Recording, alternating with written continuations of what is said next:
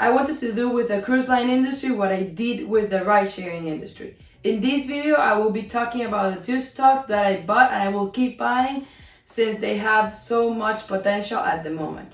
Hello guys, this is Adriana Gorrin and welcome to my channel. Don't forget to subscribe and smash the like button for the YouTube algorithm. You can also go and follow me on my Instagram.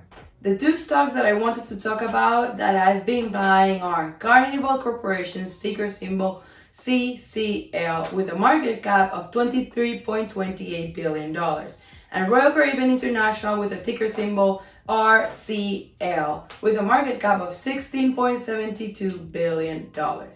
And you may be asking, but Adriana, why would you buy the two of them in the same industry if one might be better than the other one? The truth is that first, I like to have a diversified portfolio. And actually, both companies at the moment are offering very good things with a very good valuation.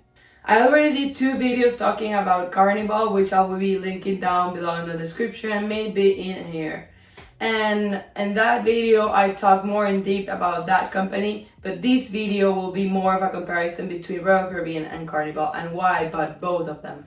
First of all, Royal Caribbean is a cruise line that attracts more of a higher-end consumer in comparison to Carnival. Royal Caribbean owns different cruise brands other than Royal Caribbean Cruise Line, such as Silversea, which added ultra-luxury brand and diversified portfolio to their company, Celebrity Cruises, and Azara.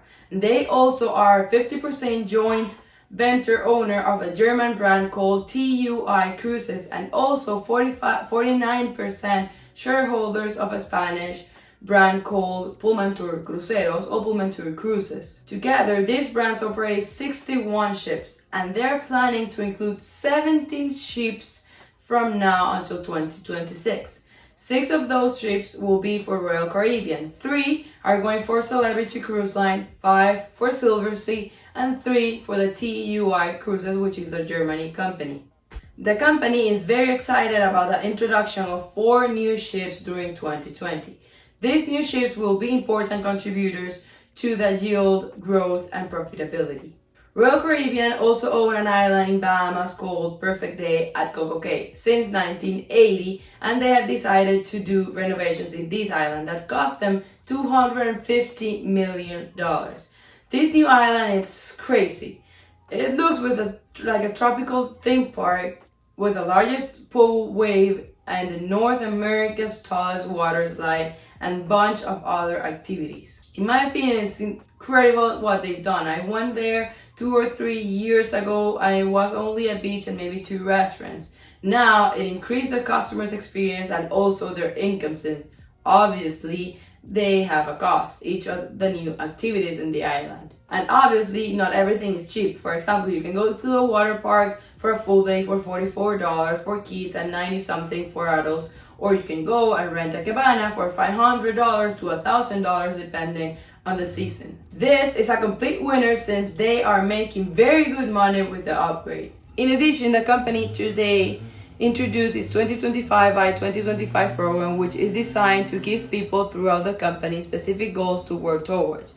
The program includes several goals by 2025, like delivering $20 adjusted earnings per share, further reducing the company's carbon footprint by 25%, delivering strong returns on invested capital, and continuing to improve on record guest satisfaction and employee engagement metrics. Which tells me that they are looking to double their earnings by 2025 since the expected earnings per share this year, 2020, is 10.9 and they're expecting for 2025 to have a $20 per earnings per share. And obviously, as every industry, the cruise line industry has been affected as well by the coronavirus. Royal Caribbean says canceled 30 sailing in Southeast Asia region due to coronavirus outbreak. They are estimating an impact of 90 cents in their earnings per share, and if they would have to cancel all the trips until April, it would impact 30 cents more. So it will actually be $1.2 per share of impact. On the other hand, Carnival Cruise Line said on February 12th that cancellation caused by the coronavirus will be a material impact on its 2020 earnings. The company said it was not yet able to project the extent of the impact, but added that if it had to cancel all of the cruises in Asia through the end of April, it would dent 2020 earnings by 55 to 65 cents per share. And obviously, there are still so many uncertainties about the coronavirus impact on this industry, but it's important to know that normally this is a short-term impact, not something that will affect the company for years, let's say 5 to 10 years. We can see that both companies have been increasing their revenues. Carnival had a revenue of $20.83 billion for 2019,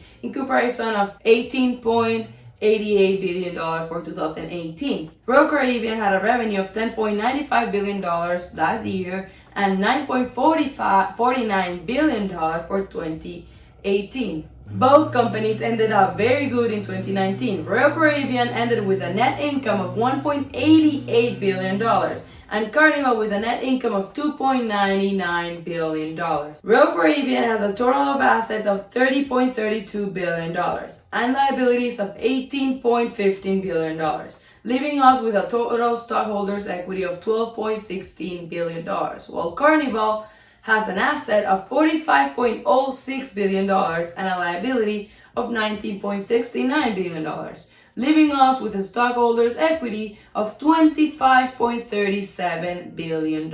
At the moment, Royal Caribbean has a forward PE of 7.56 and Carnival forward PE of 6.92, which if you watch my last Carnival video, again, link below in the description, at the moment, less than a month ago, Royal Caribbean had a forward PE of 13.08 and Carnival had a forward PE of 9.2. Normally, Royal has an average PE of 17.95 and Carnival 17.33. So if you ask me, this is a very good opportunity. Also, a big thing that these two companies are offering is an amazing dividend yield. At the moment, Royal Caribbean is offering a dividend yield of 3.79% and Carnival a dividend yield of 6.28%, which it helps a lot in this market conditions. Analysts are expecting Carnival Corporation to have a revenue of $21.49 billion, which is a 3.20% increase from last year, and Royal Caribbean $11.73 billion, which would be a 7.10% increase. Also, for Royal Caribbean, they are expecting to have an earnings per share of 10.09 and Carnival 4.31. But remember to take into consideration the impact that the coronavirus will have in these companies for the earnings. If this continues expanding and they have to continue canceling the cruises, it will get worse. And you may be asking, why if you invest in Carnival and Royal Caribbean, you don't also buy Norwegian stock? Well, the truth is that Norwegian is the smallest company in the industry at the moment, so it's more risk for me, and also because they are not offering a dividend yield right now, and in these market conditions, I like to hold dividend stocks to be able to compensate the loss that I had. At the moment, I own these two stocks and will continue buying them, because what I always say is that I like to buy and hold stocks even if they go lower. The good thing is to continue buying and average down the price, your buy price. Obviously, if you have faith in the company, which I do. Now, let me show you my portfolios and my buy orders. You can see that on Carnival, I've showed you in my last video that I started buying on December, and my last video ended up on January 30th. So you can see here that I continue buying it on February 7th, 19, 20, 21, 24, 25, 27. Right now in this stock, I am 23.30% down.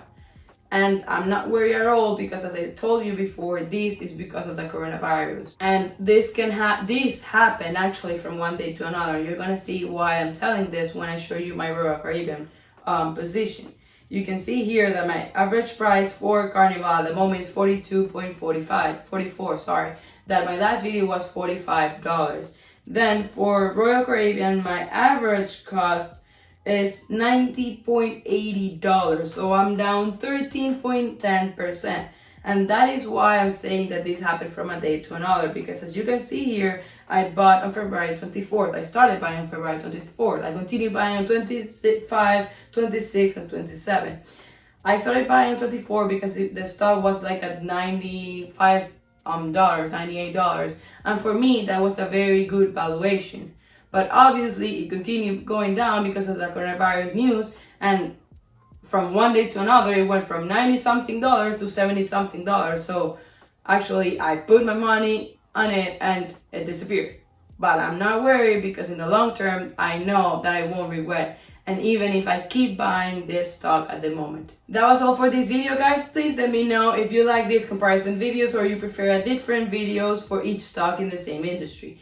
Don't forget to subscribe, please, and smash the like button for the YouTube algorithm. And you can also go and follow me on my Instagram. Thank you and see you next time. Also, don't forget that if you want a free stock, you can open a Robinhood account with a link that I have down below in the description, and I'll get a free stock as well. Or you can try with WeBull, where you have to deposit any amount of dollars and you'll get actually 2 free stocks. So again, that helps me to continue creating these type of videos. Thank you and see you next time.